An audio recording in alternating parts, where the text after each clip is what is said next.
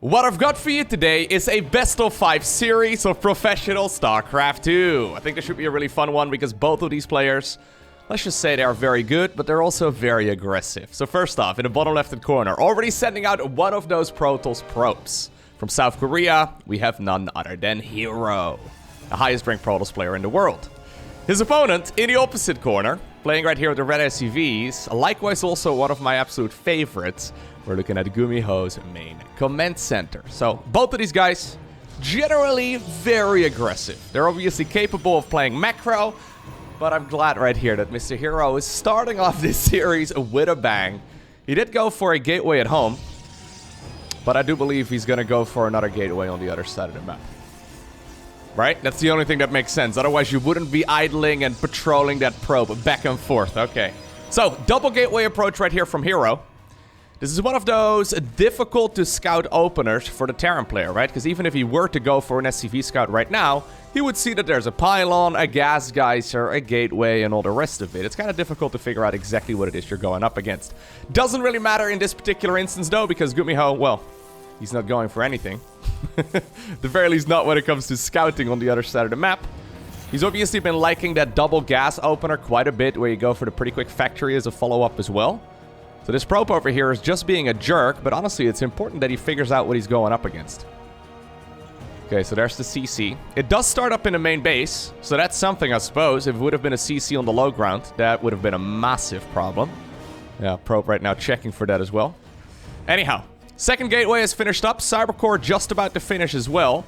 We did have one Zealot building, but I'm assuming, yeah, we're gonna start pumping out units out of that second gateway right now.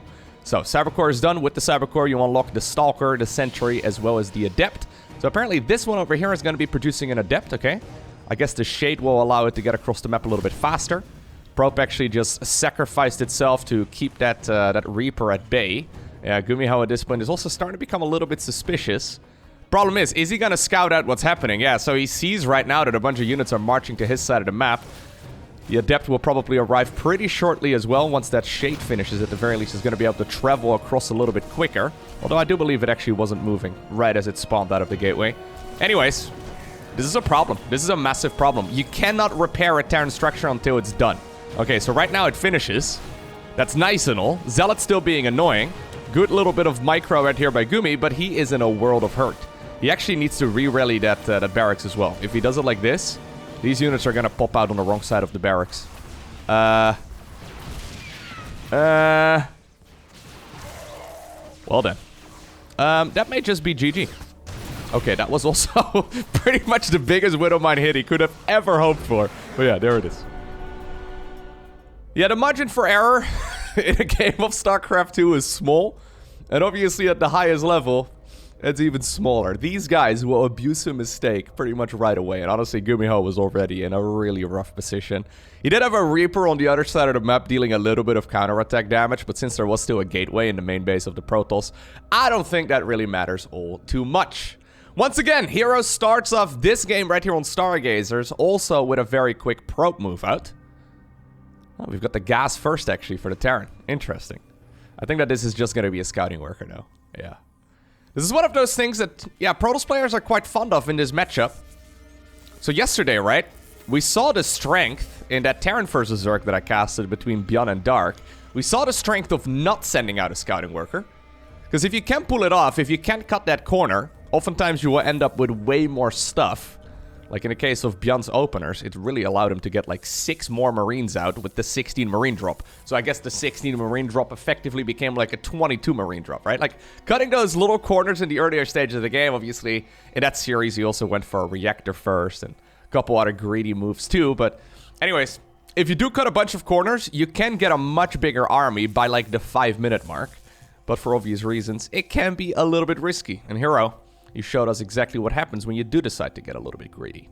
Now, it was a very quick gas geyser right here for Gumi, so we'll see what he decides to go for here in just a moment. He could go straight into a factory if he wants to, but he's going to spend his first 50 gas on one of those Reapers instead. But I do think we're going to be seeing a factory here in just a moment.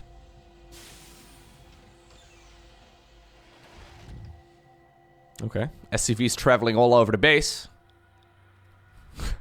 Pretending to go for command centers left, right, and center. Anyways.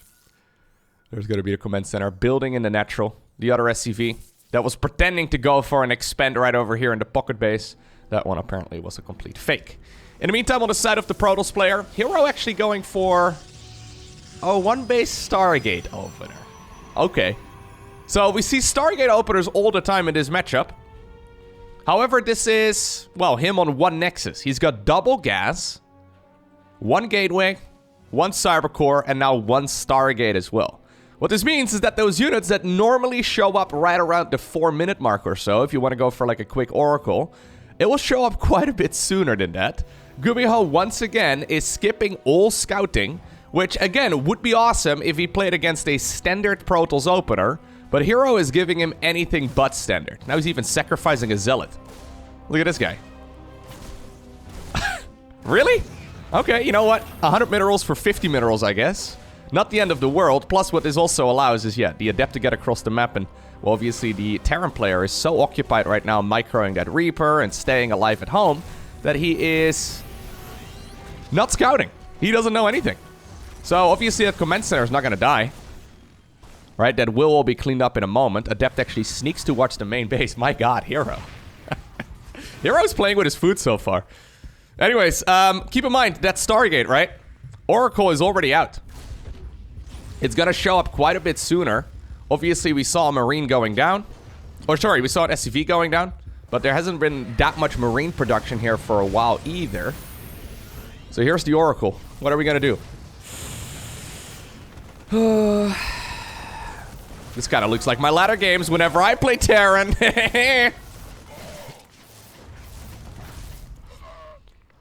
He doesn't have a lot of energy anymore, though, on this Oracle.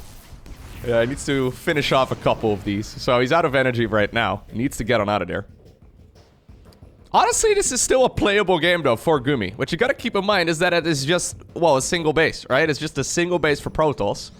And there's now a second command center just about to finish up here for the Terran player.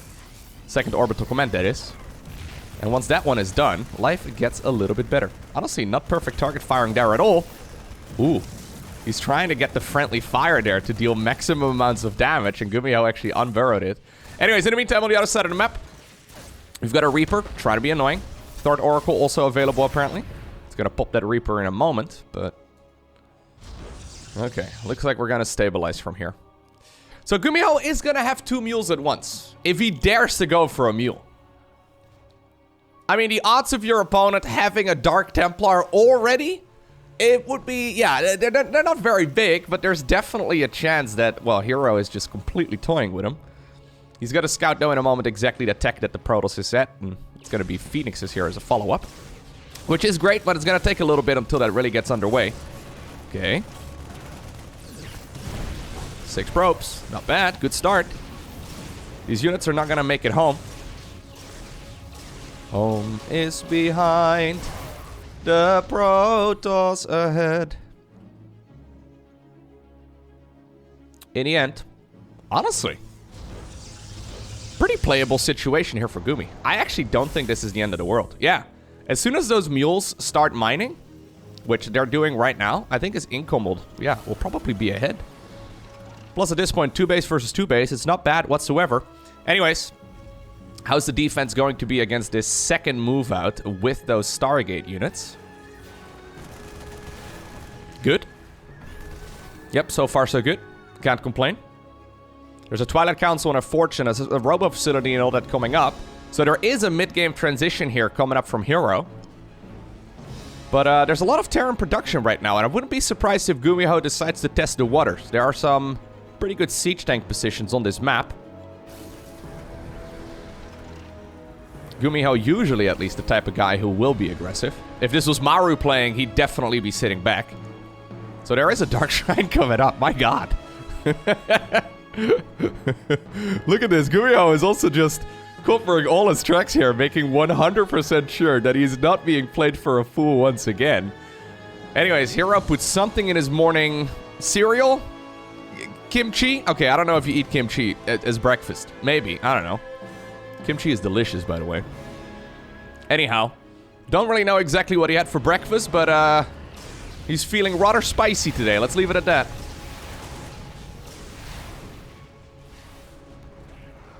Honestly, props to GuMiho that he's still, yeah, comfortably in this game right now.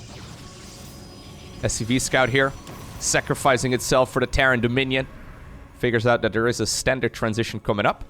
Dark Templar usually used offensively, of course, but they're still going to be fantastic as well on the defense. Oh, the boys are pulled. Okay, this is Mr. GuMiho playing after all, huh? He did go for an NG Bay, but probably just in case he needs to go for missile turrets. Obviously, missile turrets are detectors. Could still build them on the other side of the map as well with SCVs if you really need to.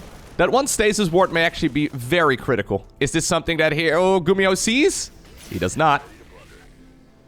Okay, here come the boys. There's Dark Templar number 1. That scan accidentally catching the Dark Templar. That was not supposed to happen, but hey, you know what? GuMiho takes what he can get. Third siege tank showing up right now as well. Still though, yeah, a bunch of that Terran army is currently in stasis, lifting up one of the tanks, taking it out of the equation. At this point, charge is done as well, so those zealots actually do pack a punch. This is a fight, however, before +1 ground weapons is done. Even though there's an epic battle going on between a siege tank and an Archon, I do believe that eventually, though, it's kind of hard to say, Now there's another Immortal popping out of the Robo facility as well. I think that the reinforcements here may just barely be enough. There it is. GG. herO obtains the victory in game number 2. Well then, game number 3. We're already finding ourselves on Moondance. Match point right here for herO. I think GuMiho probably underestimated the situation in that game. To be fair, it's not very common for Protoss players to go for what is essentially a one-base all-in, right? I mean, herO needed to deal a pretty critical amount of damage with that early game of his, and the follow-up from GuMiho was actually pretty good too, so I don't think he actually needed to go for an all-in, but in his mind he probably, yeah, didn't have much of a chance to win. But if you're gonna go for a complete all-in, right? Like, if you're gonna pull the SCVs, shouldn't you pull pretty much all of them? Like, if you're gonna pull the boys, you need to kill at least one base worth, right? And if you kill one base worth, you've basically killed the Protoss player. Isn't it a better idea to just bring all of the SCVs and just mine with some mules to get some reinforcements maybe on the back of it? Anyways. Spicy game so far. Let's see where this game number 3 is going to go. So we have a double gas opener this time around from GuMiho. So this is him playing the safest possible start. He does not want to go down anytime soon. Obviously, he can be aggressive with this as well. But at the very least, he's not going to be getting a command center as quickly as he tried doing in the previous ones. Maybe just going for an SCV scout is not so bad of an idea, man. For some reason, Terran players at the pro level have grown rather allergic to going for an SCV scout, but... like, no! I have to cut a corner! I can't possibly afford the resources that my opponent is investing in scouting at the earlier stage in the game. Anyways, there's the factory coming up. To be fair, this is one of those I'm not gonna die to anything sort of openers, though. Because, well, he's unless he gives away the units, but he's gonna be the one in charge of the pacing of this match. Now herO scouts it. He decides to go for a Nexus on the low ground together with that 20 supply cybernetic score as well. Adept coming up. He's blocking the jump up location right here for the Reaper. It's a little bit hard to say, but or a little bit hard to see, but on this map you can actually have that like outer line over there. It indicates what the high ground is and what isn't. So this is going to be a full block of a Reaper that tries to jump up towards that high ground. Stargate once again coming up as well for herO. And there is a probe going back and forth in the top left-hand corner. Anyways, there's the Reaper trying to be annoying. Get shoot back for now. GuMiho wants to scout out what he's going up against, so he's probably still gonna try and get into that little nuke. Can he get up there? Yep, he can. So he sees exactly what's building. Always nice. Needs to get him out of there as well before he gets picked off, but good little bit of scouting right there from GuMiho. But of course, economically speaking, this is going to be a little bit of a riskier game right now for our Terran. He's already got 4 out of 3 in gas. Don't think that's what we need. So this command center is going to finish up eventually, but of course it's herO now who's got that economical advantage since he's already building workers at the natural. Okay, we're going to go for a Phoenix approach. So again, this is another move that is eventually going to be nice, but for the time being, you really need at least a couple of them. And with a couple, I mean like 4, before you can properly start roaming the map. preferably more. So for the time being here, GuMiho gets to do whatever he likes.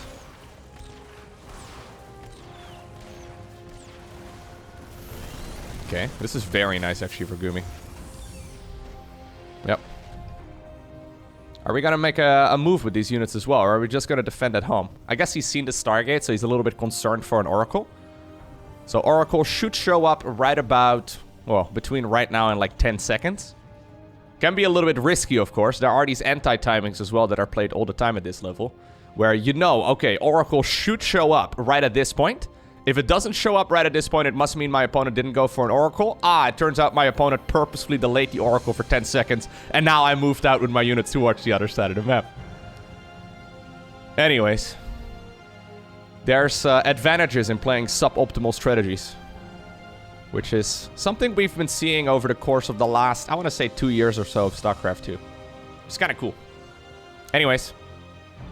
Yep, apparently Gumi at this point is saying, okay, yo, if there was gonna be an Oracle, it would have shown up. I'm gonna take a little bit of a chance.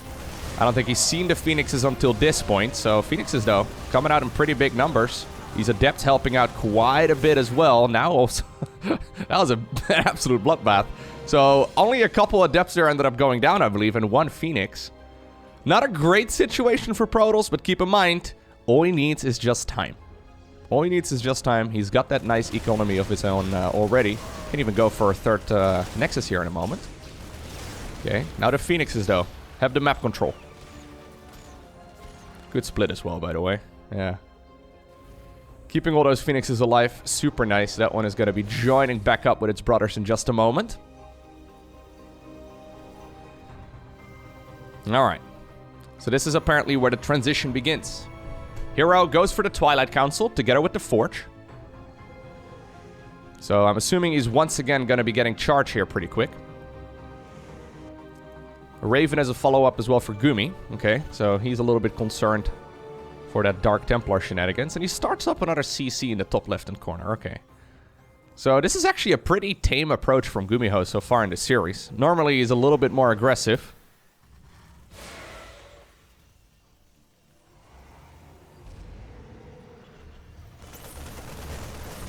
Okay, not bad. Yeah, Adept's getting a little bit of work done over here, but not really that much. I think that this advantage actually, or this engagement, is quite a bit better for Terran. So pretty much all the Phoenixes got picked off, right? The problem is... Oh, he's actually going to go into Adepts? Okay, then. Anyways, the problem here with the Phoenixes, right, is that... You can't really make use of only a couple. Like, when you have 3 of them, they're not very useful. You really do need a couple more. Like, obviously, you can maybe have these patrolling left and right over here to, like, intercept a dropship later on into the game. Or maybe they can put in some supplemental damage. But when you go, yeah, below a certain amount of Phoenixes, you have to either start rebuilding them or just give up on the ones that you have left over. Because just having, like, 3 of them doesn't really do you much good.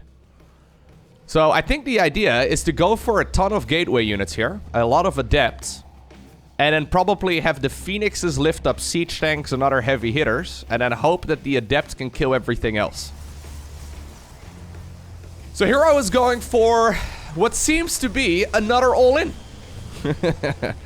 I mean, all-in maybe between quotation marks, because he hasn't been super all-in in this series. He did make a third Nexus on the back of this, but doesn't really have that many workers. This is a pretty good map to defend on, though. I wouldn't mind seeing additional siege tanks on the high ground as well, but honestly, this is... If Stimpack finishes, this bush is 100% held. Anyways, Prism is spotted right now. Prism is spotted flying straight in the direction of the Terran bases as well, so... Fairly sure that GuMiho at this point is thinking, okay, you know what? I just need to defend. +1 is going to finish up as well for the Terran here in just a little bit. So, if he finishes up +1 infantry weapons... Oh, there it is at the front. If he finishes that one up together with Stimpack, this hold is going to be super easy. It's a lot of Adepts, though. Okay, well, at this point, they're spotted. Just buy a little bit of time. Just buy a little bit of time. If you can get the Prism, that's obviously huge as well. Prism! Well, no Stimpack available yet, so it's gotta stay alive for a little bit longer. Pretty significant gamble right there. My god, dude, it's so low! herO actually warps in the opponent's main base. He didn't realize exactly what the timing of Stimpack was going to be. Well, now it's done. In the meantime, some units here are being killed in the natural, but not a lot of SCVs just yet, and I think that herO needs to kill a base worth in order to justify this attack. He realizes right now it's not gonna work. GG is cold. That means that GuMiho gets a point on the board. Okay, next up, we find ourselves on the map Data-C. And this time around, GuMiho is the one that sends out a worker right at the very beginning of the game. Now, it seems to me that lately, whenever we see an SCV moving at the beginning of a match, it's not for scouting. Instead, it's for proxies. And especially when he heads on over in this direction. He's gonna be right at the back of the Protoss main base. Now, luckily here for Mr. herO, he did go for that pylon on top of that little jump-up location. So, yeah, if there is going to be a Reaper coming out of this barracks, which I assume it will be, it's going to have a hard time getting up towards that high ground. So actually, now it's herO not going for an early game scout. Yeah. Okay. Look, as a Zerg player, I don't really mind not seeing a drone scout, okay? Like, not seeing the drone go across the map is expected because, well, the pylons for the Zerg or the supply depots for the Zerg, they can fly. For Terran and Protoss, though, it pretty much always seems to be, yeah, worthwhile to send those units towards the other side of the map to figure out exactly what it is you're going up against. Now, luckily here for herO, he did go for the 20 supply Cybercore first. Oh, he actually went for a Zealot. Okay. Interesting. Anyways, he did go for a blind Zealot then as well, and then on top of that, the Cybercore. Every once in a while, we see Protoss players going for the Nexus first, and then eventually into a Cybercore, which can be a little bit risky. Is that good?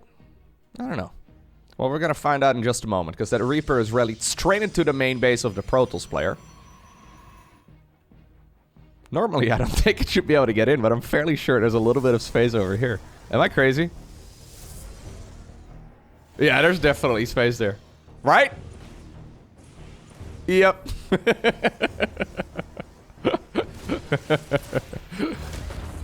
Kind of nice to see that the rank 1 Protoss in the world is still human as well, right? Anyways, Zealot is going across the map. Stalker as a follow-up as well. A single worker was killed so far by this Reaper. Honestly, not amazing. But the blind Zealot is moving across. There is a, factory made on the other side of the map. Hellion will eventually be able to get rid of that Zealot, but this is going to be a little bit annoying. GuMiho once again opting to go. Okay.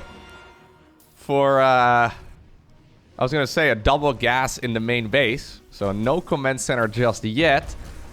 And while we might see one here in just a moment, GuMiho has decided to proxy the starport right next to that barracks. And he's now researching the concussive shells upgrade for those marauders. So the concussive shells, it allows you to slow down those. Don't grenade it, okay? We've seen that go wrong. It allows you to slow down units that are shot by the marauder, which is really, really powerful. So now that Protoss player here is completely in the dark. He's going for a second gateway here. Third gateway, actually. So 3 gateways is honestly gonna be pretty good against this. I wouldn't mind seeing a shield battery in the main base, because I do believe that's where those units are headed, but at this point, obviously, Protoss has no idea. He's scouting around the left side of the map. He must have realized, though, that that Reaper was not built inside of the main base of the Terran, right? So he must realize that there's a proxy right around here, judging by the timing of that Reaper getting into that, well, main base. Anyways, Fusion Core coming up as well from Gumi. Okay. Proxy Fusion Core? Let's go. Alright, Marauders, though, have shown up now in the main base of the Protoss. Tech Lab coming up as well on the starport. Okay, no pickup micro here. Wouldn't have minded seeing a little bit of pickup control by this medevac, but fair enough. Yeah, I don't think he's squeezing as much value out of this as he probably could. There's quite a few Stalkers available. Obviously, that's because of those gateways he made in the earlier stages of the game. Yeah, this gets shut down pretty hard. So Fusion Core is finishing up. I believe that GuMiho is a follow-up right now. Wants to go for a... or not a planetary. He wants to go for a battle cruiser. Which is nice. But they take forever to produce. They're very expensive. 400 minerals, 300 gas. I repeat this every time we see a battle cruiser, but it's incredibly expensive. And there's basically no way that herO isn't gonna check this location, right? Well, there it is. Proxy battlecruiser coming right up. In the meantime, on the other side of the map, there was a pylon built inside of the natural of our Terran. Although, honestly, I don't think that our Terran here has any intention of building a command center. I mean, maybe he's going to build one here in just a moment. Fair enough, but he's going to be sitting on one base for at least another couple minutes. Is Protoss really not going to check? Like, he keeps checking the left side of the map, but he must realize this is where the proxy came from. That's the only thing that makes sense. Anyhow. Stalkers on the other side of the map. 2 Marauders still available. Normally, Marauders are the counter to the Stalker, but apparently, in the mind of herO, he's like, nah, I'll just pick them up. They don't have anti-air. My Prism can fly wherever it likes, and that's 6 SCVs going down. This battlecruiser is becoming awfully all in. If it doesn't deal damage, I think our Terran player is in a world of trouble. Still warping in a lot of Stalkers. Okay, there it is. Obviously, it's got tactical jump as well. So you can safely jump it back home to, for example, get rid of that Prism. Well, if you knew where it was. This is the first time that the battlecruiser shows up. Immortal also, just here for, I don't know, mental support. I guess it was accidentally on the same control group. But yeah, this really didn't achieve much. You know what's better, though, than 1 battlecruiser? 2 battlecruisers? He's getting another one. You need to repair that bad boy back up to full, dude. Oh, okay, SCVs are coming across the map. I was gonna say, this is a battlecruiser after all, right? You can't just expect it to fly all the way back home. This guy has class. He expects to be served, not the other way around. Anyways. herO, careful though. That is a Prism with 2 Immortals in it. I don't think you can lose those for free. Siege tanks get into a very dangerous position. That Prism is super dead.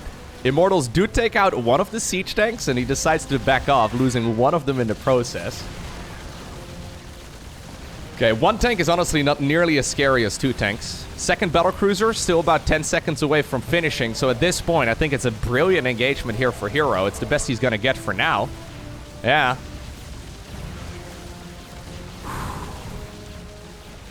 Well, there were a lot more Stalkers on the back of that, too. There's the second battlecruiser showing up. GG is cold. There it is. Imagine if herO would have waited, though, another 10 seconds with that engagement, right? Imagine he wouldn't have picked off that first siege tank when the Immortals arrived. With 2 battlecruisers firing the entire time in that engagement just now, I think that our Protoss would have been in quite a bit of trouble. Anyways, I hope you enjoyed watching this video. If you did, make sure you hit that like button down below. I know every YouTuber on this platform asks for that, but it really does help, so please take the 1 second that it takes. And other than that, thanks for watching, have a great day, and I hope to see you once again tomorrow in the next one.